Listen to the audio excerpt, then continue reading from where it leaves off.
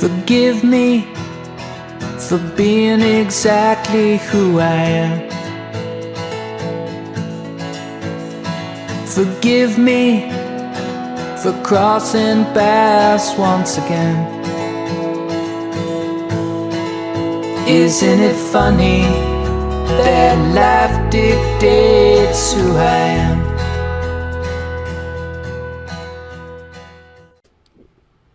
All right, so Anita, what area of Louisville do you currently live in? I currently live in Hikes Point. Oh, Hikes Point. Have you always lived there, and how long have you been in Louisville? Well, I grew up in New Albany. So at age 18 with college, I moved over here. And we've, course of my marriage and everything, we've been a little bit of everywhere. We were in Middletown, and then we were in Linden, but we've been in Hikes Point now. My daughter's 17, so probably 16 years. Oh, wow. Same house. Yeah. Oh, really? Yeah. Really? Well, that's great. I grew up early on Rio Rita, which is... It's very close to Hikes Point, yeah. so I'm pretty familiar with the area. I'm very familiar. Yeah. So it's a very, very nice area. Enjoyed living there. Yeah, it's very central. I can get most places very quickly. Yeah. Which I like. Yeah. And I like the area. It's very multicultural, diverse now. Yeah, it is. Which is very it really nice. is. Yeah. I like that. Yeah, it's nice to have some diversity in really life. is. It really is. Yeah. So, what are some? In life, a lot of the best lessons that we learn come through some of the various challenges that we go through. So what would you say are some challenges that you've faced in your life, as you've lived here in Louisville, as you've raised your family, grown up? What are some challenges that you've kind of had to face? You want a categorical list? What are a few top challenges that you've been through anyway? Well, I am a 10-year breast cancer survivor, but I just recently found out that I have breast cancer that has metastasized to the bone. Okay. So obviously that is an enormous challenge. Yes, absolutely.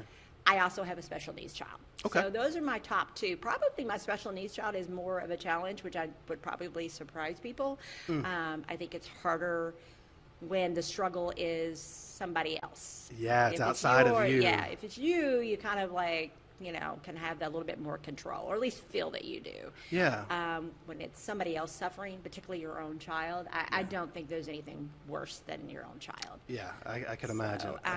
So those are my top two. I also used to have a severe weight problem, so I had to get that under control and battle it constantly. I've just had surgery, so being sedentary and everybody trying to feed me is always something I'm concerned with. Yeah, everybody means well. Yeah. But other than, I'm also very fortunate in some ways. So, I've got a very supportive family and friend network. Yeah.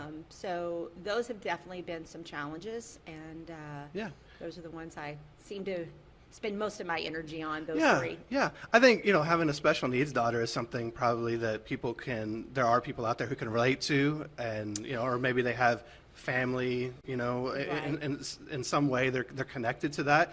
What is something that, what are some lessons you've learned there, or maybe some wisdom that you can share with other people from that experience? Well, I think in the beginning, Chloe was born extremely premature. Okay. She was born at 22 and a half weeks. So we actually were told that she was not going to survive. So she did survive, obviously. Yeah. But we were aware at the point that there would be difficulties.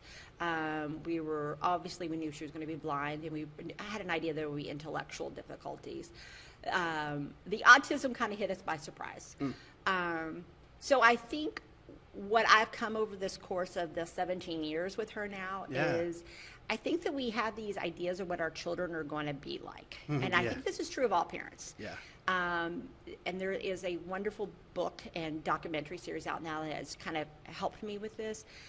But I think we have an idea that our children are going to somehow be extensions of ourselves, and they are going to be they're going to be extroverted. We're extroverted, and my idea was I was going to have this kid who was going to be active in all the great things I like to be active in.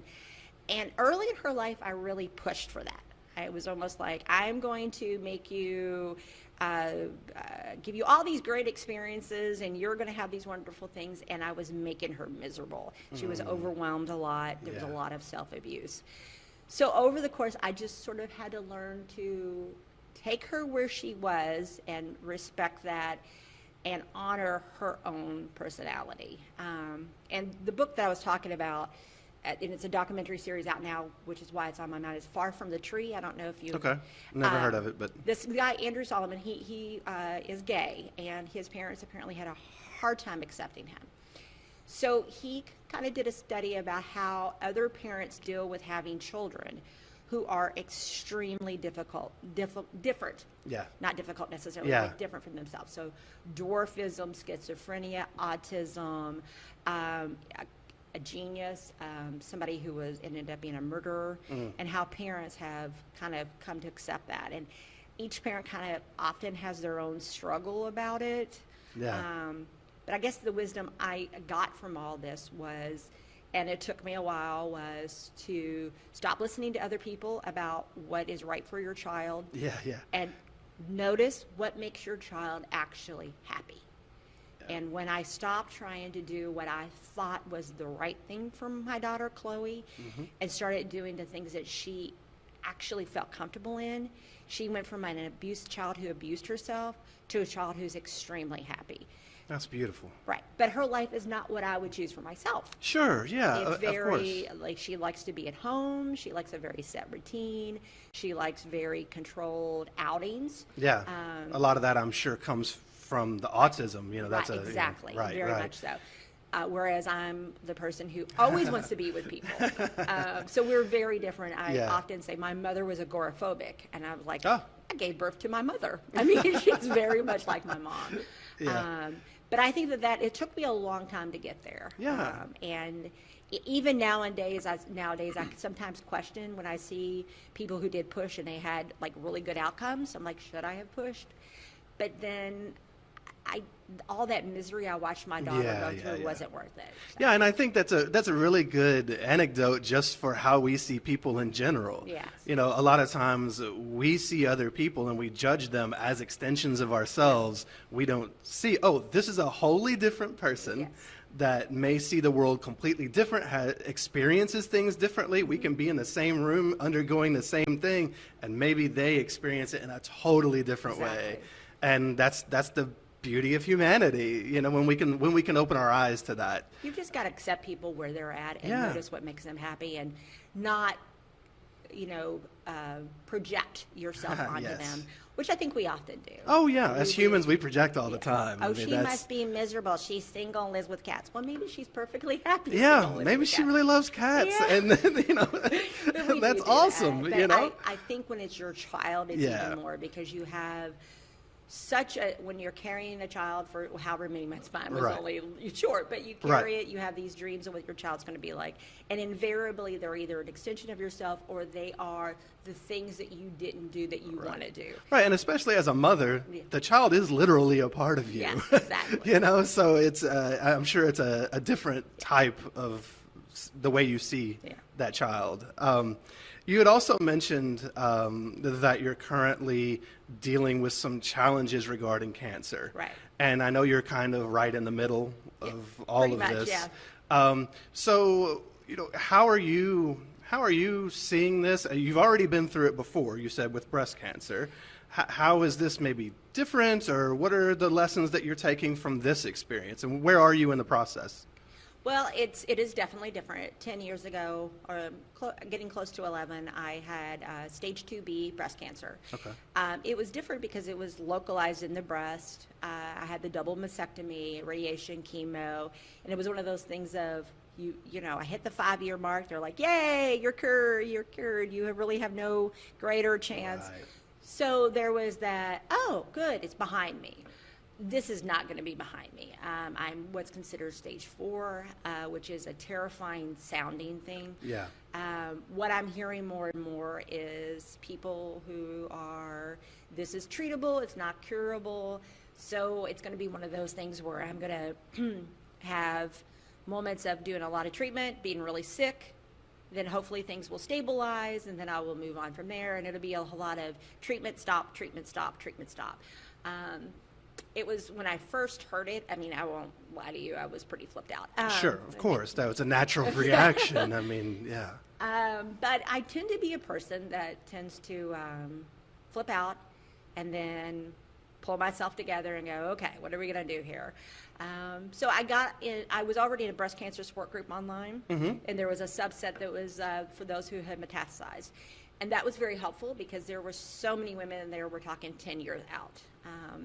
And the doctor that I saw, when I first heard it, it wasn't like you have this and oh my, but it's treatable.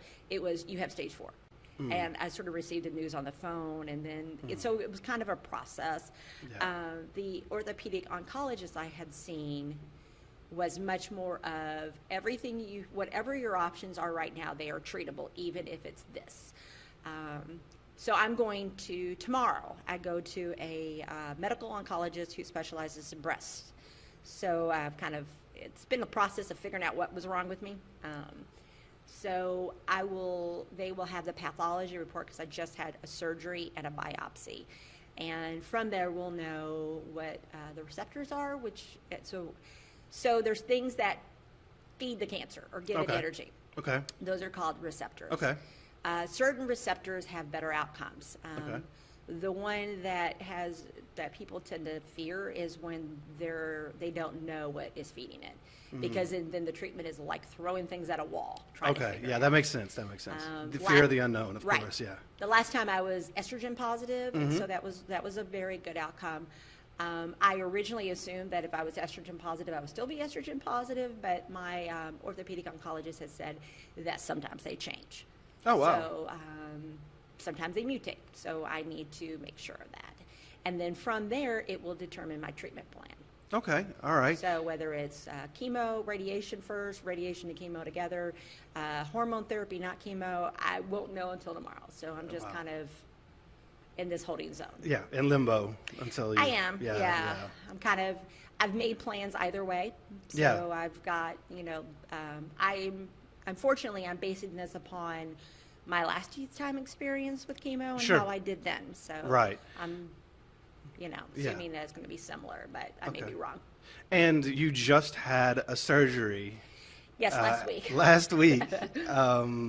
And here you are today talking about it. And that kind of speaks to your spirit, that you're not only willing and open as far as talking about it, but just that you're not letting it dominate you. I mean, obviously, that doesn't mean that someone who is in a position where it does dominate them is in some way doing something wrong, but it's just it just speaks to your spirit that you can persevere through it, push through it, and talk about it. Well, I think it's great. Very similar to Chloe. I never liked the idea of autism being Chloe's autistic. I always wanted for her to be Chloe, who also happens to have autism. Yes. So I'm trying to hold on to that as for me as long as I can. And there will be a time. I mean, I'm not delusional. I unlike a lot of people, have a pretty clear understanding what's going to take me down. Sure. But I also feel like this will be a long time from now. But I will have a lot of obstacles to jump. Sure. And I'm going to hold on to that hopefulness.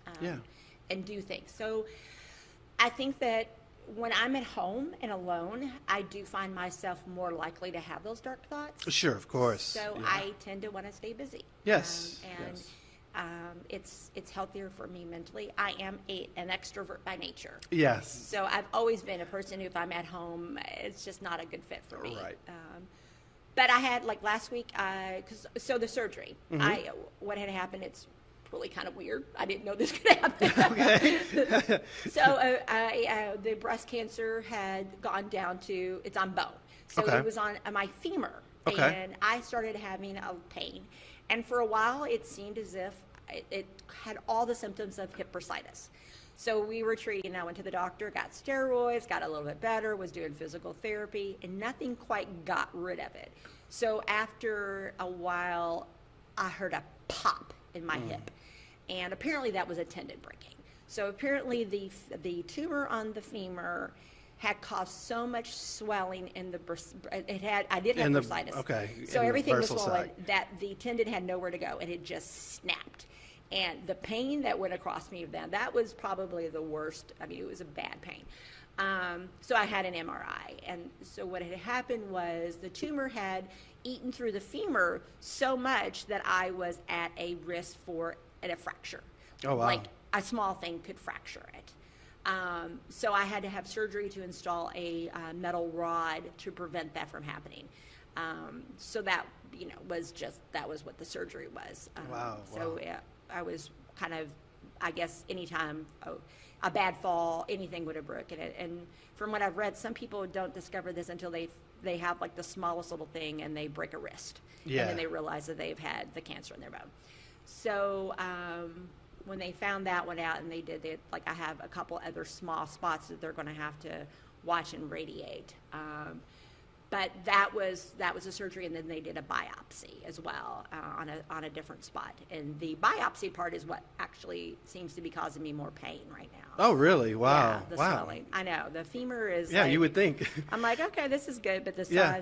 But I think it's because it was on my back pelvis bone, and they had to go through all the muscle to get there. Oh, okay. So Yeah. it wasn't like right on the edge. Right. Whereas my last biopsy was. So when he said biopsy, I'm like, biopsy. But this one, I'm like, ow. So I jokingly say that I look like Nicki Minaj on one side of my body only right now. It's very disproportionate because I'm so swollen. And I'm like, Anita, Nicki. And it's going down. Yeah. It was, yeah. Yeah. So yeah, my surgery was last week. And I'm just, recovering and taking it, slowly. I've already seen you dancing on Facebook. I did a little jig. People were like, what is wrong with this woman? But Well, that's beautiful. We're all going to go through things in life, and I mean, whether it is a cancer or something else, we're all going to eventually. Yeah. This is it's the great equalizer. We're all going to eventually have some sort of a health problem. as my father-in-law says, we're all terminal. Yeah, absolutely, absolutely. And you are facing it with grace and trying to have fun with it. I mean, we've all got to face this stuff. Right. You might as well try to make the best of it that you can. Yeah. And so I will say the hardest part of all this is when I tell people personally and they start crying. And that's been the hard part. So I'm trying to lighten the mood of I'm not going anywhere soon. I mean, I've had to tell people because of obviously I work at Turner's, and I had to have coverage, and I'm having to explain that I may be coaching an act, but not in an act in the circus this year because of I don't know what my treatment plan would be. Sure, of course. So if it's chemo, course. obviously I'm not going to be energetic enough to be Yeah. in the air, and nobody would want me in the air. Yes. But I had to tell certain people, and I wanted to tell certain people personally. And the people I wanted to tell personally, I did so. But it is hard to see that sadness, you know. And I'm like, and I'm trying to it's not immediate, hun. It's okay. Today is just the day after yesterday. Yeah, Well, I learned a new thing, but it's the day after yesterday. And I'm going to be trucking along. I'm Right. just going to have a lot more obstacles than what I would have normally had. Absolutely. That's been perhaps the most difficult because Sure. I know that people are love me and they're supporting me. Yeah. So But- I try to use humor to Sure. kind of let them know I'm still okay. Sure, Because sure. I've always been a person who likes to laugh. So. Right. And it's okay for them to have their feelings, Right. but their feelings touch off, I'm sure, Right. feelings deep inside you Right. that you're trying to not really focus on. Yeah, I just and- I've had my moments of those. I have the fear. I work Sure. them through with my husband. Yeah. My poor brother-in-law gets a lot of it because he's a physician out in Denver. So yeah. he gets to hear me freak out, and Right. he kind of goes, "Okay, let's break this down." And he kind of Yeah. calms me down, and my husband calms me down, and my father-in-law. So they kind of get the thick of it. Yeah. But generally speaking, I don't wallow. Life is too short, obviously. Well, yeah. And it's not going to serve me or anybody else. If I'm miserable for the next 10 years, it doesn't extend my life any, Yeah. and it just makes me and everybody else around me miserable. I recently interviewed somebody on another podcast I do called Shunned, named Dave Warnock, and he has a project called Dying Out Loud. Uh-huh. And he was recently diagnosed with ALS. Okay. And I thought that the way he expressed it, dying out loud, Mm-hmm. it was a beautiful way of, for him, his diagnosis is more sudden, and Yes. it's not a great chance for Right. him. But he knows that, he's accepted it, and he's taking his message of helping people live Right. out whatever it is they have. Like you said, we're all terminal, Right. and we all have to live whatever we have. We would take it for granted, and Yeah. sometimes for him, he said this is helping him to honestly maybe not take some things for granted that he had. Right. And it just speaks to the kind of the yin and yang of life. Few things are all good or all bad. We learn lessons from them, and they help us grow in ways, even when sometimes it's not the best overall circumstance.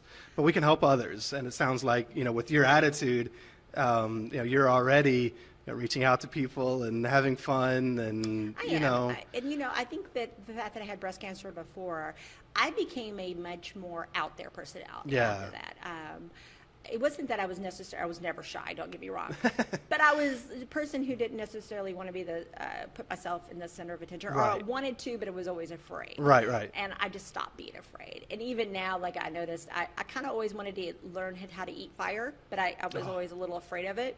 And so there's a fire eating class, and I was like, you know what? I got stage 4 cancer. Burning my lip doesn't seem a big deal right now. Right, So right. I'm gonna, Do what you want. I'm just going to, obviously I'm not going to do something too crazy, but Sure.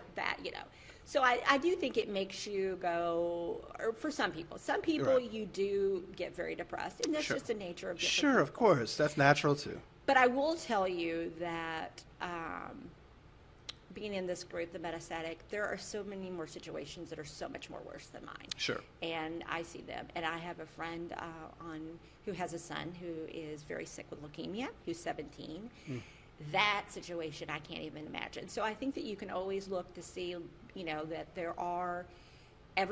people have sadness. Yes, That's the state absolutely. of humanity. Yeah. Some people have it worse, and the questions of why do some people get more crap than others, I'm never going to be able to answer. I tried to figure that out 17 years ago with my daughter. Right. Read lots of books. Right. So it's just the great mystery. And I think some people have crap that you can see and that you know about. Other people have crap that you can't see, Right. don't know about. We all get our fair Right. share of crap. So Yeah. we do. That's much the human nature. Right? Yeah, it is. It is. But I think that eventually you've just got to get into your mind how you want to live whatever you have left. Absolutely. Yeah. So we my bigger have fear choices. was with my daughter. Sure. But even then, I knew because she's disabled, I would eventually leave her. Mm-hmm. And so, luckily, my husband is amazing. And so, this last week, she likes to pull me down, which is sweet. She wants to love on me. But with my leg, Yeah. So I've Yeah. been avoiding her a lot. Yeah. And seeing how okay she's been without me being right there, and seeing Eric and her do well, and so it's been kind of nice to see that. Yeah. Like okay, she'll be fine. And so next week, hopefully, the doctor said 2 weeks of no caretaking, so I've got one more week. Okay, And I do miss okay. kissing her little face and all that, but I'm also aware that she's quite strong. yeah, she's 17. She's not a She little is, and kid. She, when she wants to love on you, doesn't go, hi, she goes, whoa. And she's like, ah. So I'm a little like, the whole getting on the floor thing scares me. Yeah, I can understand. So I've got another week before I can really get back, and which Right. is weird because even when I went through chemo treatment before, I've never taken 2 weeks from her. Yeah. But she's 17 now. Yeah, so yeah, I'm yeah. like, okay, I had to kind of like, oh, okay, other kids go to camp and they go Sure. away, and so. Right. But it was a huge worry and still is there. But I think the last 2 weeks have kind of calmed that down a little bit. Yeah. So obviously that is one of your biggest fears in life, that you're facing. But what is one of your greatest hopes for just life going forward? What do you hope for? What do you hope for yourself, maybe for your daughter, for just the community in general, for humanity? What do you hope? What kind of hopes do you have in life? Well, that Trump is not reelected would be number one. My other, I guess for me is that I will be able to continue having an active life for a long time. Yeah. Being an aerialist, I always knew that there would be an injury that would, and I'm not young. I mean, I am, how old am I now? 48. I think about it, going on 48. So I always knew that there would be an injury that would keep me out. Sure. So that was not a surprise. I thought it would be a shoulder injury, but Right. but I still want to be able to maintain, even if it's doing ground arts or doing yoga or maintain some sort of activity level. Yeah. For as long as possible. I think that's a big hope. Yeah. For my daughter, that we have a great caretaker now, that I guess that we find other people who are able in the future with her, because we always knew that eventually she'd have to have a staff residence. Sure, and stuff. sure. So and then I think obviously it would be nice if there would be the treatments for this have gotten so much better. Yeah. Even in the course of my lifetime, 10 years ago, I've noticed a huge difference. So I guess, obviously, too, that would increase more. Yeah. When you extrapolate that out, what might we be able to do over time? Yeah. So, and maybe more preventive. Obviously, I have to worry about my daughter. Yeah. Because of my mother died of ovarian cancer. I've got this going on. Both of my sisters had stage 0 breast cancer that had not spread. Wow. So obviously we have a very strong genetics there. Gotcha. So that is a very big concern. And Yeah. I'm much more, there's certain awarenesses I have of things that affect her estrogen that I would not put in her system, because I know that it affects estrogen, which I know affect my tumor. Right. So I guess preventive. Yeah, I think. yeah, and that's something that we learn, and Yeah. we've learned over the last I don't know how many years, and so that's a beautiful hope. But I'll be honest with you, I'm trying to live more day to day instead of trying to think out that far, because when I think out that far, then it does start, it can go real quick. Yeah, it can get sideways on you. I understand really that. Yeah. Living, honestly, all we have is today. That's all anybody has, and we never know. So, Yes. it does. I mean, today is that we're recording this happens to be 9/11. It's the anniversary. Yes. People did not expect their lives to change, and I saw something last night that said, last night 3,000 people had dinner Yes. with their family, and that's true. Yeah. And it's long been, I remember in our lives with 9/11 that there was a sense of urgency for us to start living life more. Surprisingly, we decided to have a baby after 9/11. Oh, really? Because we were going to wait and wait. And Yeah, we were yeah. we need to. So I think that you do have to keep in mind that you can get hit by a bus tomorrow. Yeah, absolutely. Honestly, I could be talking to somebody about how I have this terminal illness that's treatable, but it's terminal, blah, blah, blah, and that person in the other chair could have something that just happens to them the next day. Absolutely. Life is very random. It's fragile and beautiful. Yeah. And random. random. Is all Yeah, it really is. It really is. But yeah, and it's funny that you said 9/11, because with Turner's I help form a clown care. So we go into nursing homes and we put on like a little ground show. And when I was scheduling for September, I tried hard to schedule for tonight. So we were going tonight. Oh, really? Because I thought everybody needed a little dose of happiness on 9/11. Yes, that's a beautiful thing. Yeah, so yeah, because I think it weighs on, particularly not the teens are in it, they're so young. Yeah. But the people who are impact. nursing facilities Right. and adults, it still is a day of being very somber. No, absolutely. The world changed on that day. Yeah, absolutely. So let's end this on a little bit different note. I'm going to ask you a few quick questions. Okay. So you can only eat at one local restaurant for Okay. the rest of your life. Where are you going to eat? One local restaurant. One local restaurant. What's your place? Your go-to place? Okay, it's a specific meal too. Oh, all right. Let's go. I love the steak Maui at J. Alexander's, followed by their carrot cake. It All is right. probably a 5,000 calorie meal, but if it was no. So probably that specific meal. Most restaurants, I'm one of those people, like I like something on a restaurant menu, and I Yeah. go there and get that specific. Oh, item. that's me too. Yeah. Yeah. So I would say, Yeah. because to me, that is, I don't know if you've ever had the steak now. No, I have not. I've not been to It's- J. Alexander's. It's like a big ribeye with like some type of marinade sauce, and and their carrot cake. I don't know what is in it, but it is the most amazing thing. That sounds awesome. So I would say, I think it's called Riddland's Grill now, but it was okay. J. Alexander's. Okay, And, okay. and they also have like veggie burgers and stuff there, and I've done that. So probably them, which Okay. is an odd choice, probably. But All right. That sounds delicious. It's really good. Making me hungry. Yeah. If I were to visit you on the weekend and you were home, what might I catch you doing? You would probably catch me in my pajamas, because if I'm home and I'm in my pajamas, probably watching true crime about some serial killer. I am really bad about that. My husband is like always floored by my interest. I have always, in college, and I actually was in psych for a while, worked Yeah. in Kentucky State Reformatory. I've always had this interest in the serial killer mind. I've listened to podcasts on Yeah. serial killers, so I understand. So I will watch like Yeah. a 6-hour documentary on Ted Bundy without a problem at all. Yes. So that would probably be in my pajamas. Nice. And so if I were to come by your house and you were not home, where would you be? Turner Circus. Turner I spend Circus. an I knew inordinate that. amount of time there. Yeah, Turner Circus. You know, and I do, I've been there for a while, and probably the last couple of years it's really become more of a family to me, especially since I've become an instructor. Sure. I instruct a lot of adolescents, and I do well with that population for whatever reason.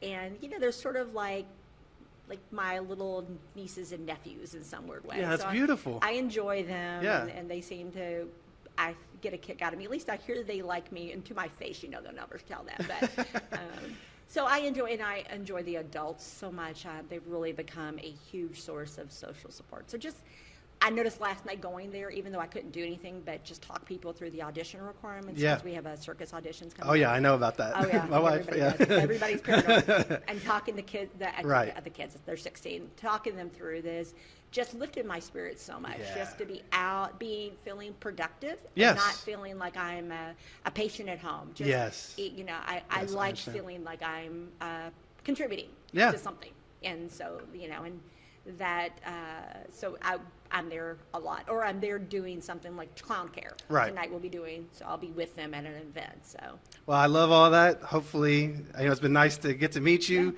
Hopefully, this is your contribution as well. Oh, thank You can help somebody out there maybe not feel alone. Maybe they feel inspired in some way, whether it's dealing with something that they're dealing with, or reaching out to somebody that they know that they could help in some way, or just, in the end, we're all just people. So Right. I really appreciate you doing this. thank you. Oh, you're very welcome. Turn your heart, you never gave it a chance. And clear your mind, you never shared a glance. Isn't it funny that life is